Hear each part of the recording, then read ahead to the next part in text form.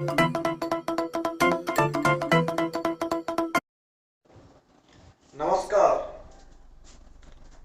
साथियों, आज का जो शीर्षक है वो है उच्चारण स्थान। उच्चारण स्थान यानी जिस वर्ण का जहां से उच्चारण होता है वो स्थान उस वर्ण का उच्चारण स्थान कहलाता है। अर्थात जिस वर्ण की उत्पत्ति या पहली बार जो प्रकाशन होता है वो जो स्थान है वो उच्चारण स्थान कहलाता है। सामान्यतया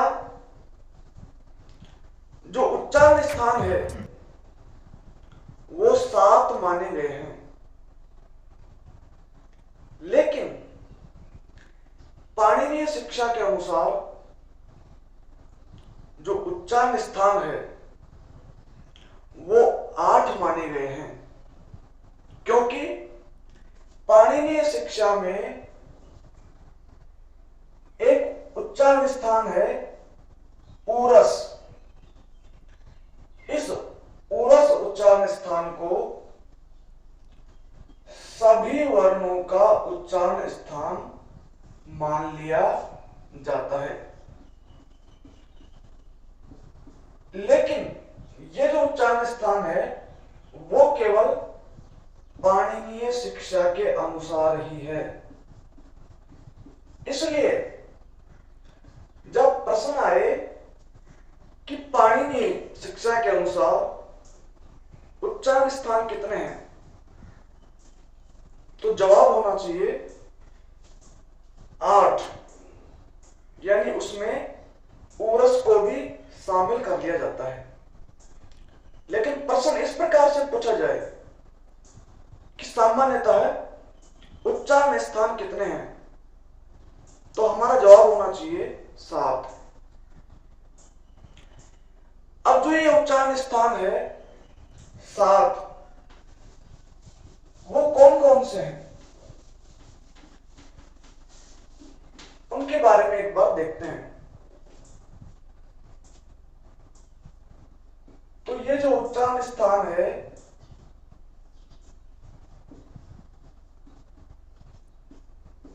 वो निम्न प्रकार है, और ये जो उच्चारण स्थान कुल कितने हैं?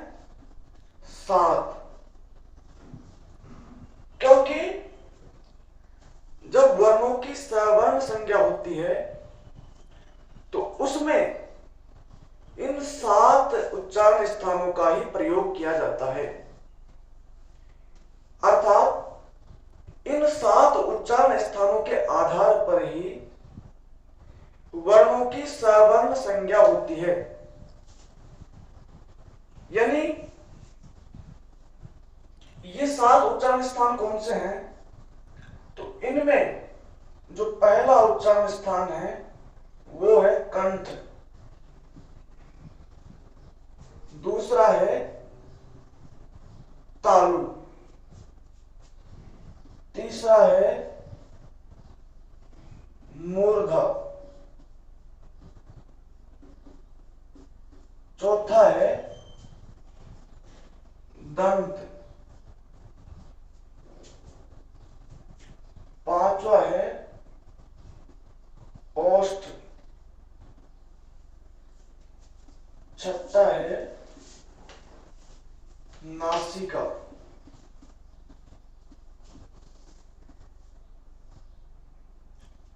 और जो 7वां उच्चारण स्थान है वो है जिह्वा मूलीय। इस प्रकार कुल जो उच्चारण स्थान है वो 7 है। अब इन उच्चारण स्थानों के बारे में हम एक एक करके विस्तार से जानते हैं। तो देखते हैं, पहला जो उच्चारण स्थान है वो है कंठ।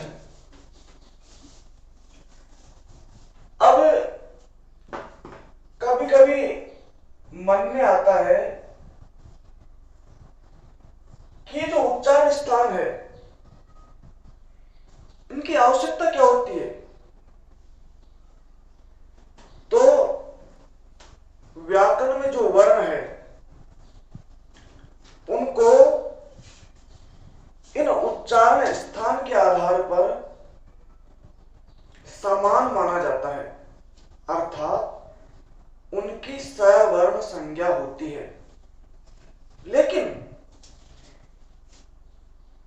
कुछ परिस्थितियों के बाद केवल इन उच्चारण स्थानों के आधार पर ही सवर्ण संज्ञा नहीं होती, उसके लिए और विस्तृत जानना पड़ता है। वो प्रक्रिया अपन बाद में पढ़ेंगे, क्योंकि उसके लिए यत्न, आभ्यंतर और बाह्य और इस प्रकार से आगे देखेंगे। केवल आज जो समझने की बात है कि उच्चारण स्थान का जो प्रयोग है वो केवल सवर्ण संज्ञा के लिए ही है। इसलिए पहला जो उच्चारण स्थान है वो है कंठ। और ये जो कंठ उच्चारण स्थान है ये किन किन वर्णों का उच्चारण स्थान है, इसको जानने के लिए एक सूत्र है, और वो सूत्र है ए कु है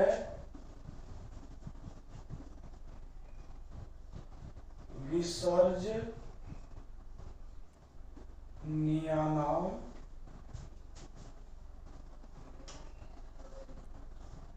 कंठ। ये सूत्र है। अकु है विसर्जनीयानाम कंठ। ये सूत्र जिसको समझ में आ गया उसके लिए कंठ किन किन वर्णों का उच्चारण स्थान होगा यह जानना आसान हो जाता है, क्योंकि इस सूत्र से ही वो सभी वर्ण निकल करके आएंगे जिनका उच्चारण स्थान कंठ है। जैसे पहला जो वर्ण है वो है ए, उसके बाद क वर्ग। और क वर्ग के बारे में अपन ने देखा था पहले कि क वर्ग का मतलब अपन ने 5 उदित पढ़े थे, कु, चु, टू, तु, पु। तो इन उदित का मतलब है वर्ग, और वर्ग का मतलब है 5 वर्ण। जैसे क वर्ग का मतलब क, ख, ग, घ, ङ। वैसे ही च वर्ग का मतलब च, छ, ज, झ, य। और इस प्रकार से 5 वर्गों में 25 वर्ण आते हैं। तो इस क वर्ग का मतलब हो गया क, ख, ग, घ और ङ। तो पहला आ गया ए, कु यानी क वर्ग और हकार। इसके बाद में लिखा है विसर्जनीय, और विसर्जनीय का मतलब होता है विसर्ग, और विसर्ग के लिए ऐसा चिन्ह प्रयुक्त किया जाता है। तो ये जो वर्ण है अकार, कैवर्ग, हकार और विसर्ग, इन वर्णों का उच्चारण स्थान कंठ है। अब यहां एक बात और समझने की है कि जो अकार है इसका मतलब यहां ए भी है और आ भी है, क्योंकि जब तक अक्षर के बारे में तय का प्रयोग नहीं होता तब तक उसमें उसके समान दोनों वर्णों का ग्रहण हो जाता है। क्योंकि एक सूत्र पढ़ते हैं अपन व्याकरण में तपरस तत्कालस्य। तो जब किसी भी अक्षर के बाद में तय लग जाता है तो उसका अर्थ केवल वो ही वर्ण होता है। जैसे इसको लिखा अपन ने अत। अब यहां अत का तात्पर्य केवल और केवल अ है, लेकिन इसको हम ऐसे लिखते अ, तो यहां अ का अर्थ अ भी हो सकता है और आ भी हो सकता है। ऐसे ही हम लिखे आत, तो यहां आत का मतलब केवल और केवल आ है। तो ये बात विशेष रूप से समझने की है कि अ का मतलब अ भी है और आ भी है। तो इस प्रकार अकार, कवर्ग, हकार और विसर्ग इन वर्णों का उच्चारण स्थान कंठ है। दोस्तों, जब भी आपको स्क्रीनशॉट लेने की जरूरत पड़े तो आपको वीडियो पॉज करके आगे पीछे करके और स्क्रीनशॉट ले लेना चाहिए। जो भी आपको लिखने की आवश्यकता पड़े उसके लिए आपको कॉपी और पेन साथ में लेकर के बैठना चाहिए, क्योंकि हमारे पास में समय की मर्यादा होती है। इसलिए हम इस वीडियो को छोटा बनाने के चक्कर में आपको स्क्रीनशॉट का इनके लिए समय नहीं दे पाते हैं। तो इस बात को आपको ध्यान रखना चाहिए। इसके बाद में दूसरा जो उच्चारण स्थान है तालु।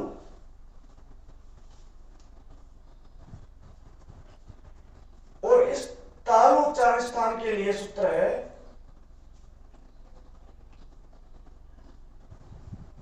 ई चू यसा नाम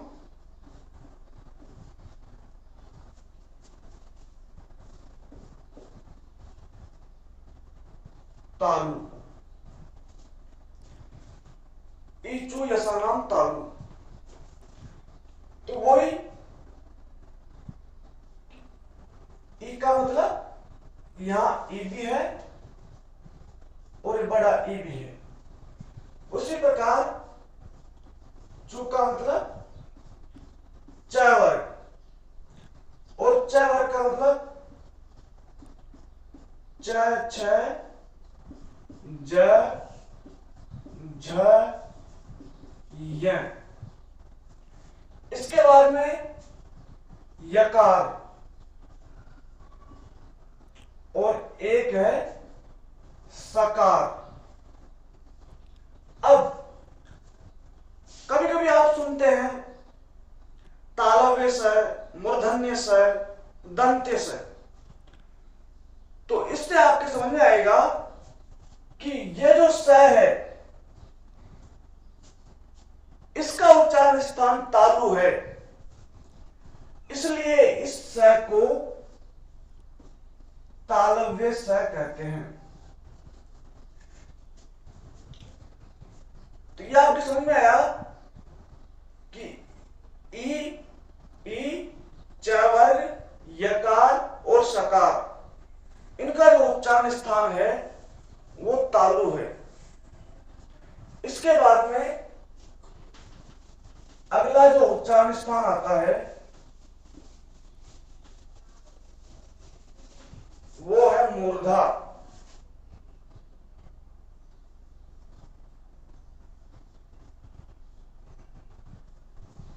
और मूर्धा के लिए जो सूत्र है वो है री टू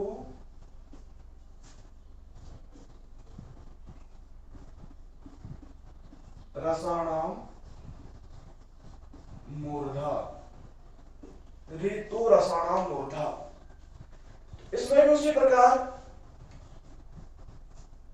ह्रस्व रि भी आएगा और दीर्घ रि भी आएगा।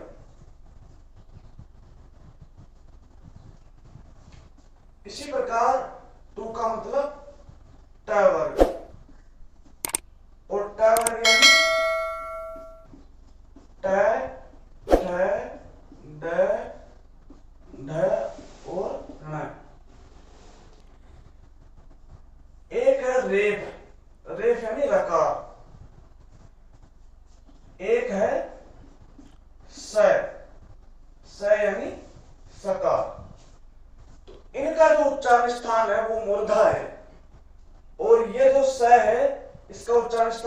है, इसलिए ये जो स है वो मूर्धन्य स कहलाता है। तो री, ट वर्ग, र और सकार, इनका उच्चारण स्थान है मूर्धा। इसके बाद चौथा जो उच्चारण स्थान है वो है दंत।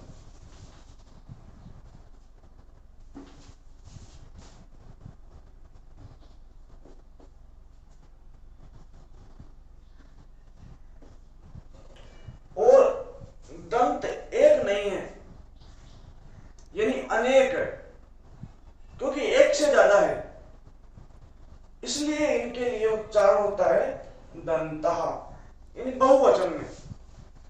अब तक जो अपन ने पढ़ा कंठ, तालु, मूर्धा, वो एक थे, इसलिए उनके उच्चारण स्थान, यानी उनका जो उच्चारण हुआ वो एक वचन में हुआ।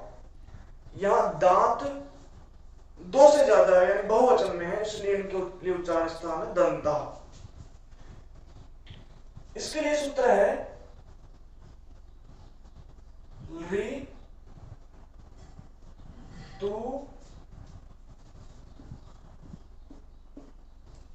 लसानाम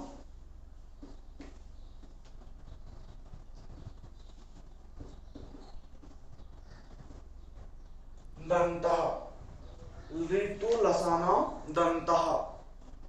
अब यहां बहुवचन में आ रहा है क्योंकि दांत बहुवचन है, इसलिए। तो यहां री,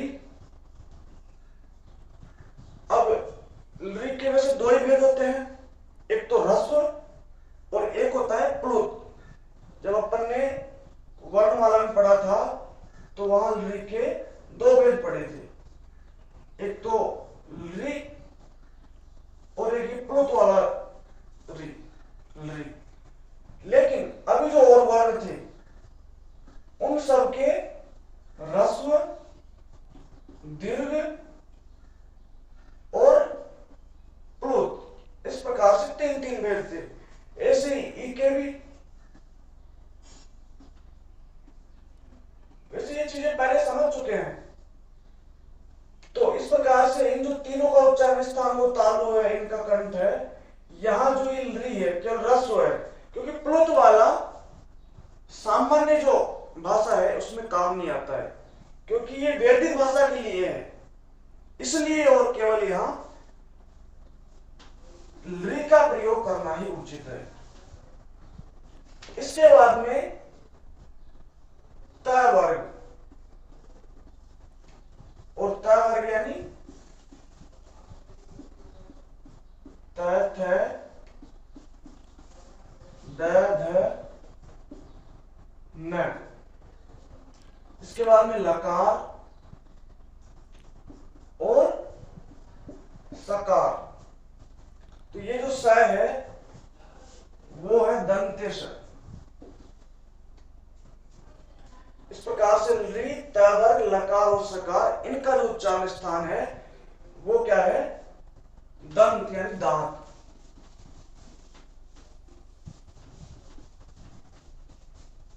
उसके बाद में पांचवा जो उच्चारण स्थान है वो है ओष्ठ।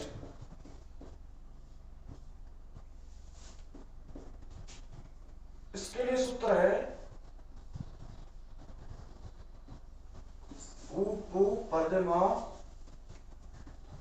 नियान, नियानाम, ओष्ठौ।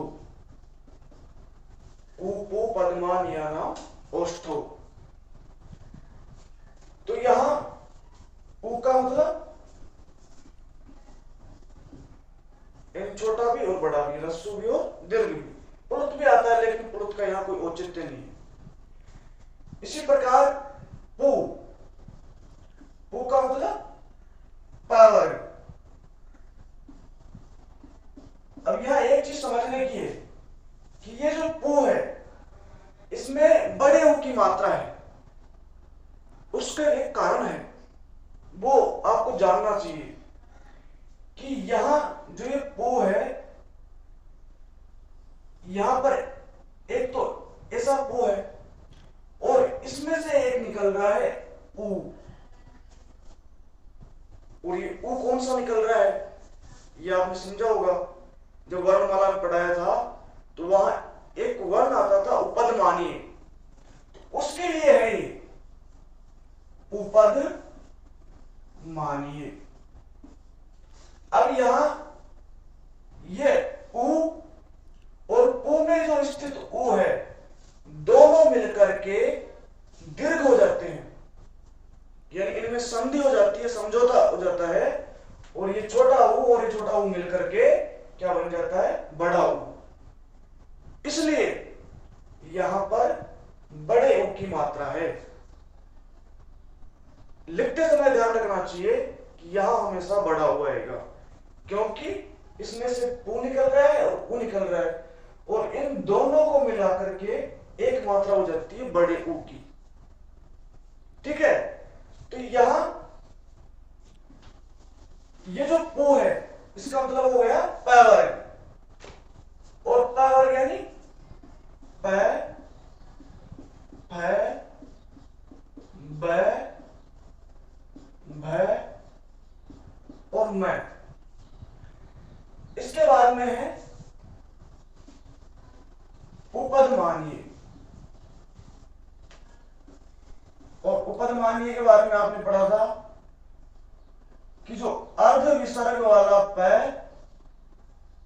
और अर्ध विसर्ग वाला फ, ये क्या कहलाते हैं, उपद मानिए। वो अर्ध विसर्ग की विशेषता आपने पढ़ी थी कि अर्ध विसर्ग हमेशा वर्ण के पहले लगता है, आगे लगता है, लेकिन जो विसर्ग होता है वो वर्ण के बाद में लगता है। इस प्रकार उ, प वर्ग और उपद मानिए, इनका उच्चारण स्थान क्या है, ओष्ठौ, यानी ओष्ठ है। यहां भी एक चीज समझ में आ रही होगी आपको कि ओष्ठौ में द्विवचन है। क्यों? क्योंकि ओष्ठ भी कितने होते हैं, दो, इसलिए ओष्ठौ में द्विवचन है। अब इससे आप समझ सकते हैं कि जो संस्कृत भाषा है वो कितनी तार्किक और वैज्ञानिक है। यानी एक के लिए एक वचन, दो के लिए द्विवचन, और दो से ज्यादा के लिए बहुवचन। दांत के बारे में पढ़ा तो वहां दंताः लिखा था। क्यों? क्योंकि दंत बहुवचन है, दांत बहुत सारे हैं। इस प्रकार कंठ एक है इसलिए एक वचन में लिखा कंठ, ओष्ठ दो है इसलिए द्विवचन में लिखा ओष्ठ। तो इनका उच्चारण स्थान है ओष्ठ। अगला जो उच्चारण स्थान है 6वें नंबर का, वो है नासिका।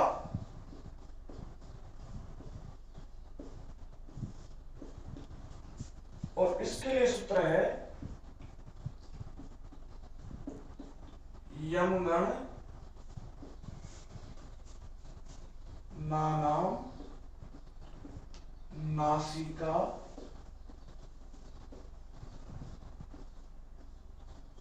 च। यानी जो नासिका जो है उसके लिए सूत्र है यमगण नानाम नासिका च।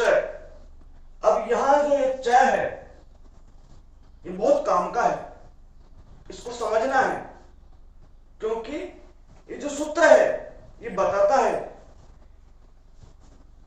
कि यह मैं ग न और न, इन सब का उच्चारण स्थान नासिका है। लेकिन आगे क्या लिखा है, च, यानी और। इनका उच्चारण स्थान नासिका तो है ही, इनके साथ साथ जो इनका जो मूल उच्चारण था, यानी ये जिस वर्ग में आते हैं उस वर्ग का जो उच्चारण स्थान है वो उच्चारण स्थान भी इनका उच्चारण स्थान है। अर्थात जैसे यह है, अभी कौन से वर्ग में आता है, च वर्ग में। तो च वर्ग के लिए अभी अपन ने पढ़ा था कि इसके लिए उच्चारण स्थान कौन सा है? तालु। और च वर्ग में यह आता है, इसलिए यह का उच्चारण स्थान नासिका भी है और तालु भी है। और यही इसका मतलब है च का, कि इनका उच्चारण स्थान नासिका तो है, इनके साथ साथ अपने अपने वर्ग के जो उच्चारण स्थान है वो भी इनके उच्चारण स्थान है। इसी प्रकार मैं का जो उच्चारण स्थान है वो नासिका भी है और मैं कौन से वर्ग में आता है? प वर्ग में। इसलिए प वर्ग का जो उच्चारण स्थान है ऊपू पद्मान यानाम ओष्ठौ, तो ओष्ठ भी मैं का उच्चारण स्थान है। इस इंग कौन से वर्ग में आता है? क वर्ग में। तो क वर्ग का उच्चारण स्थान कंठ, तो कंठ इसका भी है। इसे कौन से वर्ग में आता है? ट वर्ग में। और ऋतु रसाना मूर्धा, तो मूर्धा भी इसका उच्चारण स्थान है। ऐसे ही न का उच्चारण स्थान ऋतु रसाना दंता, यानी नासिका के साथ साथ दंत भी है। ठीक है। इसके बाद में जो उच्चारण स्थान है वो है जिह्वा मूल्य।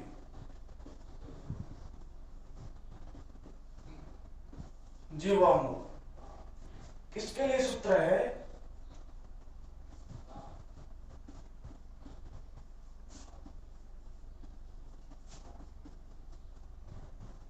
जिह्वा मूल्य से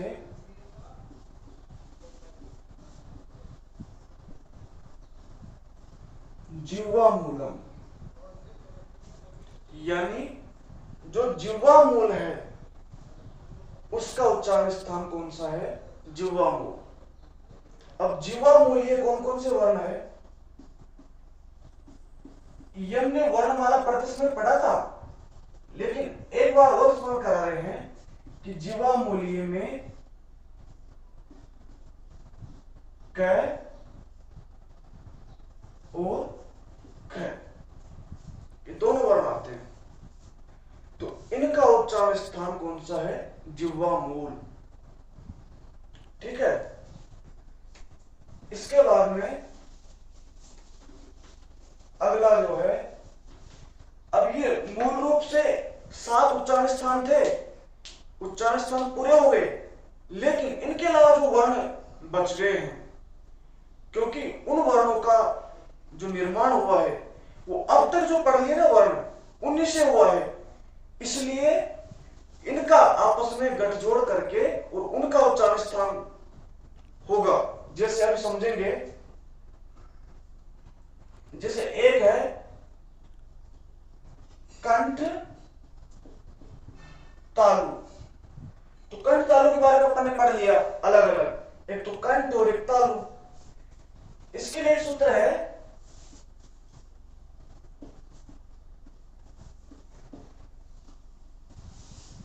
ए दयितो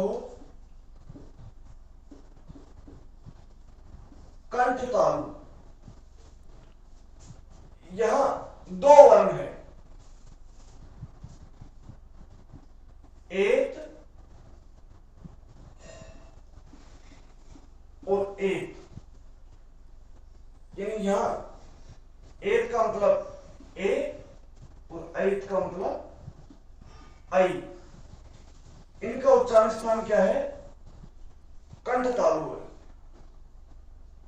कैसे है इसको थोड़ा सा समझेंगे। जैसे ए है, इसमें एक वर्ण है ए और एक वर्ण है ई। ए और ई को गुण होकर के, गुण का मतलब आप समझेंगे आगे कि 3 प्रकार के गुण होते हैं, ए ओ, इन 3 वर्णों को गुण कहते हैं। इसलिए ए और ई को मिलाकर के गुण होता है ए।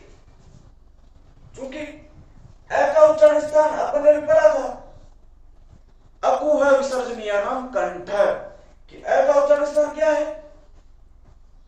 कंठ। इसी प्रकार ई का उच्चारण स्थान भी अपन ने पढ़ा था, ईचू यसानाम तालु, तो ई का उच्चारण स्थान क्या है?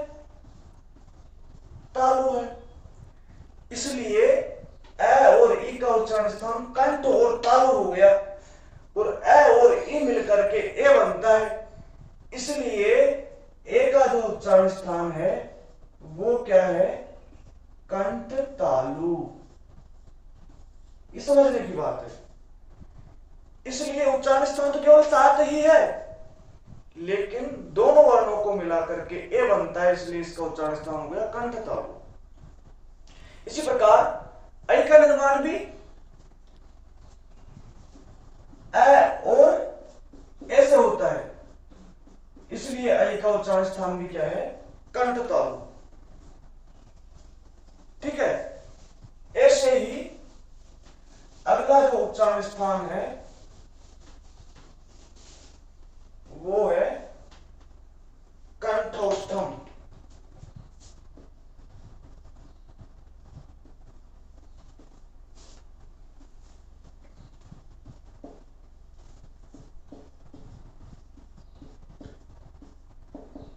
ओदोतो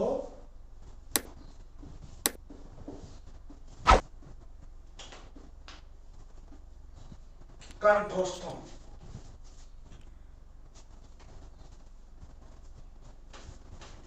ठीक है।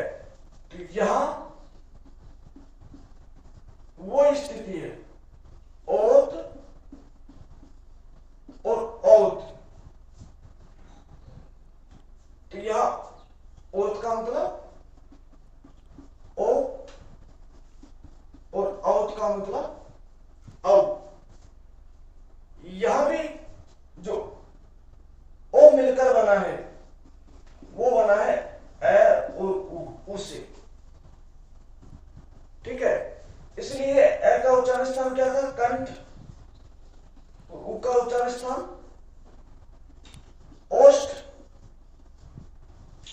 इसलिए जो ओ का उच्चारण स्थान हो गया वो हो गया कंठोष्ठम। ठीक है। तो ओ और औ का जो उच्चारण स्थान है वो क्या है? कंठोष्ठम। ऐसे ही एक व्यंजन वर्ण है और उस व्यंजन वर्ण के लिए विशेष रूप से 2 उच्चारण स्थान है, और उसके लिए जो उच्चारण स्थान है वो है दंतोष्ठम।